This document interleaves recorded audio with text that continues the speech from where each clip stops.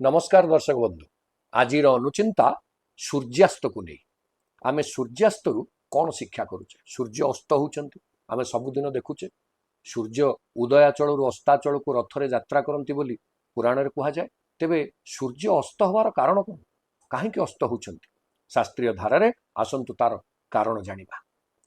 स्वाश्रितो दिवसो नष्टो बारुणी बस भानुना तस्मादस्तमिनो जाति मद्यं हेयं शुभेप्सुभी। शास्त्रकार कहते कहले गोटे जिनिस सूर्य को स्खलित कर दौची एवं अस्तगामी कराउची से कौन बारुणी। बारुणी शब्दर अर्थ होची पश्चिम दिग, बारुणी शब्दर अर्थ होची मद्य। जेतेबेले परिवार जड़े व्यक्ति बारुणीर बस हो जाए अर्थात सूर्य पश्चिम दिग को जाऊना जे से मद्यर बस हो गले जेतेबेले मद्यर बस हो गले तांकर स्खलन है मद्यर बस हो गले लोकटार पतन हम तेणु सूर्य बारुणीर बस हो गले जे तांकर पतन है।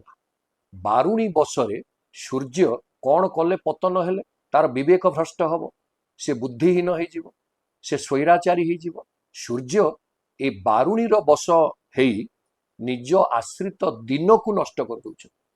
सूर्य अस्त है बेलू दिन नष्ट हो जाऊँ ना ताले दिन को नष्ट करुँच किए सूर्य कहले केतेबेले ना जेतेबेले बारुणी रे बस होउछंती तेणु निज आश्रित दिवस को नष्ट करुँच बारुणी रे बस होइथिबा सूर्य। एवं ये कौन सूचौची ना जड़े जदि मद्यर बस हो जाए जड़े मद्यप हो जाए ताले तार स्खलन हम एवं विवेक भ्रष्ट हबारु से सबू अकार्य बा अकर्म करने प्रवृत्त हम। जेमिति सूर्य स्खलित ही अस्तगामी होउछंती एवं दिवस को बा तांकर निज आश्रित दिन को नष्ट करुछंती। तेणु कौन कहले शास्त्रकार शेष ना मद्यं मद्यं हेयं मद्यं च हेयं च शुभेप्सुभी।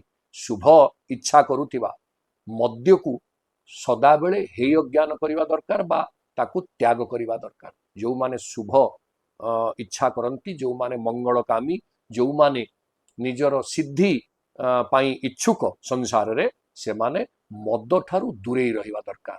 तेणु मद्यं च हेयं च शुभेप्सुभी शुभ इच्छा करुथिबा लोकंक पाई मद्य होची त्याज्य। तेणु आसंतु आमे एई सूर्यास्तर कथा को स्वीकार करी आमर जीवन रे निशा द्रव्य ठारू दूरे रही जीवन को मार्जित पुष्कल एवं सफल करवा। जय श्री जगन्नाथ।